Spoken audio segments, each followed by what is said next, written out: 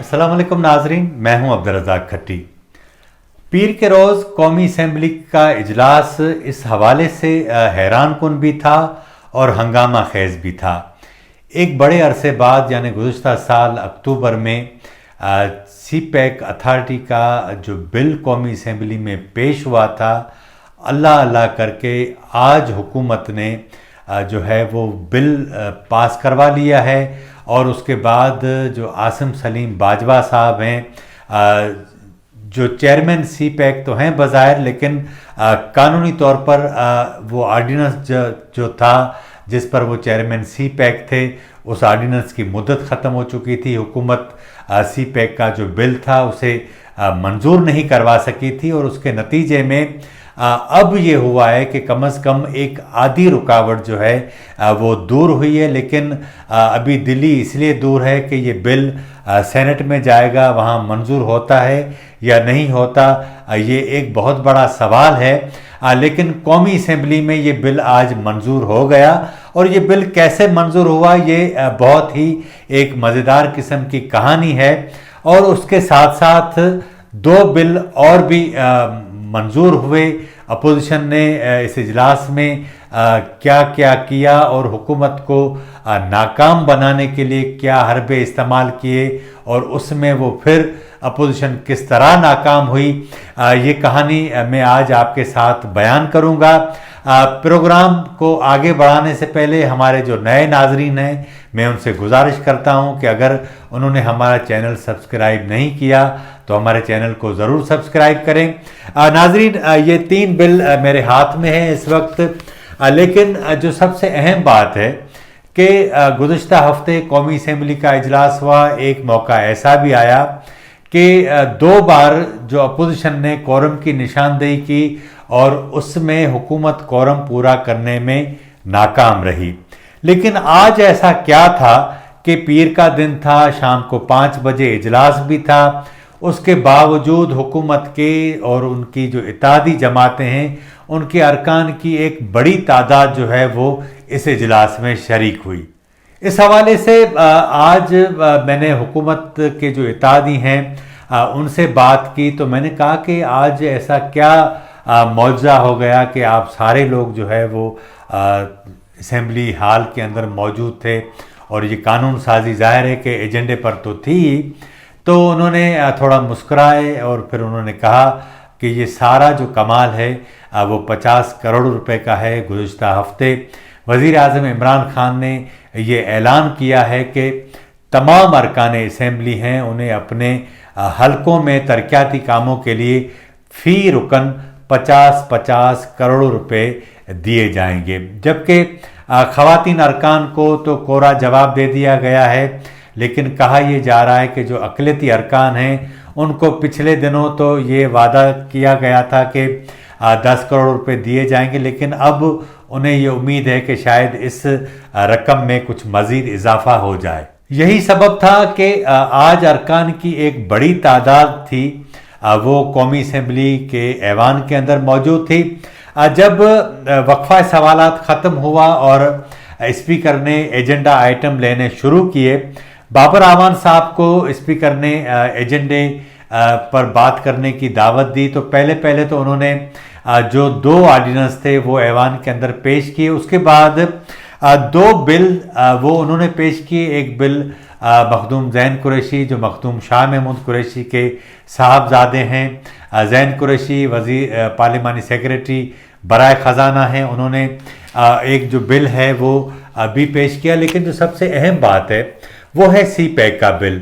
सी pack का bill जब बाबर आवान साहब पेश कर रहे थे تو اپوزیشن کے تمام ارکان اپنی نشستوں سے اٹھ کھڑے ہوئے، ان کے ہاتھ میں جو مختلف کاپیز تھیں وہ انہوں نے ڈیسک پر مارنا شروع کر دیں اور اس کے بعد نعرے لگانے شروع کر دیے۔ پہلے تو انہوں نے اسپیکر کے حوالے سے نعرے لگائے کہ اسپیکر کو بازیاب کرائیں، اسپیکر کو آزاد کرو کے نعرے لگائے۔ اس کے بعد آٹا چینی چور، گو نیازی گو، اس طرح کی نعرے بازی ہوئی، لیکن اپوزیشن کے تمام ارکان اپنی نشستوں پر کھڑے ہو گئے تھے، نعرے بازی کر رہے تھے، ڈیسک بجا رہے تھے۔ اس کے بعد ایک بہت بڑی ارکان کی جو تعداد ہے انہوں نے اسپیکر کا جو روسٹرم ہے اس کا گھیراؤ کر لیا، اس میں جو ایجنڈے کی کاپیاں ان کے ہاتھوں میں تھی یا جو یہ سی پیک کا بل ہے اس کی جو کاپیاں تھیں وہ انہوں نے پھاڑ کر اسپیکر کے سامنے اچھالی، اور یہ نعرے بازی چلتی رہی۔ لیکن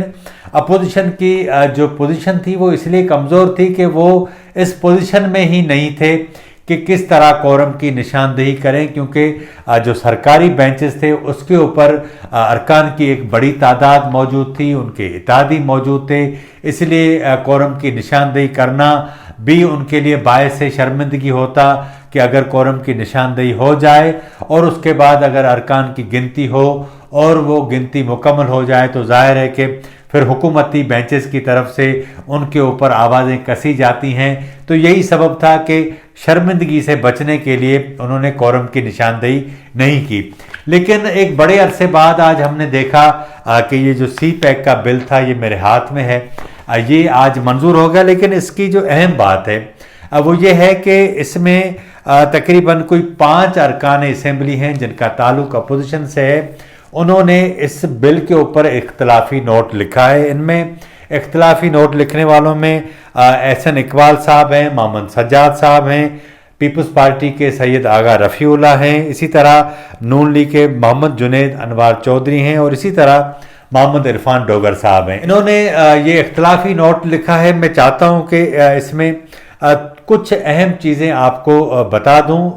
اس میں انہوں نے کہا ہے کہ سی پیک اتھارٹی کی تخلیق غیر ضروری ہے، اور حالانکہ آپ کو یاد ہوگا کہ وزیر منصوبہ بندی احسن اقبال صاحب خود بھی تھے، ان کے دور میں سی پیک کے اوپر کام بھی چل رہا تھا، لیکن اس بار انہوں نے اس اتھارٹی کی تخلیقی جو ہے وہ اس کو غیر ضروری قرار دیا ہے، اور اس کے ساتھ ساتھ انہوں نے کہا ہے کہ جو وزارت منصوبہ بندی ہے یا جو دیگر متعلقہ ادارے ہیں وہ اس اتھارٹی کے قیام سے ان کا جو اثر ہے وہ ختم ہو جائے گا۔ لیکن اس بل کا جو سب سے اہم پہلو ہے وہ یہ ہے کہ اس کے اندر واضح طور پر یہ کہہ دیا گیا ہے کہ اس کے جتنے بھی جو افسران ہیں یا ان کے جو ملازمین ہوں گے وہ غیر سویلین ہوں گے۔ آپ سمجھ سکتے ہیں کہ غیر سویلین سے مراد کیا ہے، اور جبکہ یہ بھی کہا گیا ہے کہ اس کا جو چیئرمین ہے اس کی تقرری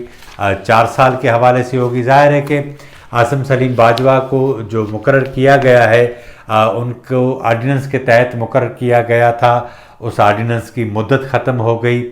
اس کے بعد اب جب یہ قانون مکمل شکل اختیار کر لے گا تو ایسا لگتا ہے کہ اس قانون کے امپلیمنٹ کے بعد ان کا جو مدت ہے اس کی میرا خیال 4 سال وہ تب سے ہی گنے جائیں گے۔ اور اس کے ساتھ ساتھ یہ واضح طور پر اس میں یہ بھی کہا گیا ہے کہ جو ان کی ارکان کی جو تقرری ہے وہ وزیر اعظم کریں گے، لیکن اس کا جو سب سے اہم پہلو ہے وہ یہ ہے کہ ان کے تمام فیصلے جو ہیں وہ کہیں چیلنج نہیں ہو سکیں گے۔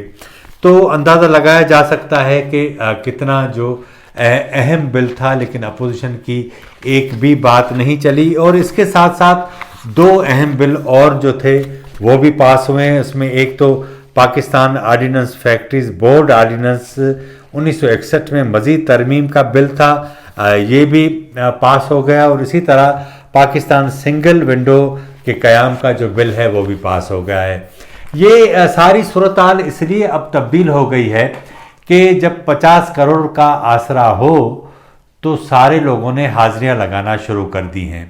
ظاہر ہے کہ اب جو ہے وہ یہ فروری کا مہینہ چل رہا ہے، حکومت کوشش کرے گی، کیونکہ اس نے بجٹ میں اس طرح کے پیسے کوئی رکھے نہیں تھے किस मद से ये पैसे निकाले जाते हैं और किस तरह उनके अरकान को दिए जाएंगे, इस बारे में हुकूमत ज़रूर कोई रास्ता निकालेगी। लेकिन सवाल ये है कि क्या ये 50-50 करोड़ का जो अपने अरकान के साथ वज़ीर आज़म ने वादा किया है वो उनको देंगे भी या नहीं, क्योंकि वज़ीर आज़म खुद ही कह चुके हैं कि अरकान असेंबली को या जो सेनेट के अरकान हैं उनको तरक्याती फंड्स देना यानी करप्शन का दरवाज़ा खोलना है। अब जाहिर है कि जिसको वो करप्शन का दरवाज़ा कहते हैं अब उन्होंने खुद ही खोल दिया है। लेकिन एक फ़ायदा तो ये ज़रूर हुआ कि अब तमाम अरकान जो हैं वो असेंबली में आना शुरू हो गए हैं, और मुझे ऐसा लगता है कि जब तक उनके ये जो फंड्स हैं या जो उनके जो तरक्याती कामों की जो मंसूबे होंगे वो जब तक उनके टेंडर नहीं हो जाते, मुतलका जो वफाकी एजेंसीज़ हैं उनके अपने अपने हलकों के अंदर इसके टेंडर जारी करती हैं और अनाउंसमेंट कर लेती हैं, तब तक तो इस बात की गारंटी है कि ये सारे अरकान आते रहेंगे। तो इस सारी सूरत हाल में ऐसा लगता है कि शायद अपोजिशन के लिए सूरत हाल है जो वो मज़ीद कोई अच्छी नहीं रहेगी। जिस तरह गुज़िश्ता दिनों में वो हुकूमत को अपनी उंगलियों पर नचाते रहे, अब देखना ये होगा कि आने वाले दिनों में हुकूमती और उनके इत्तेहादी अरकान की हाज़िरी किस तरह रहती है। लेकिन लगता ऐसा है कि 50 करोड़ की चमक ने उनको अपनी तरफ खींच लिया है और अब कौमी असेंबली का जो हाल है उनके लिए बायसे कशिश बनता जा रहा है।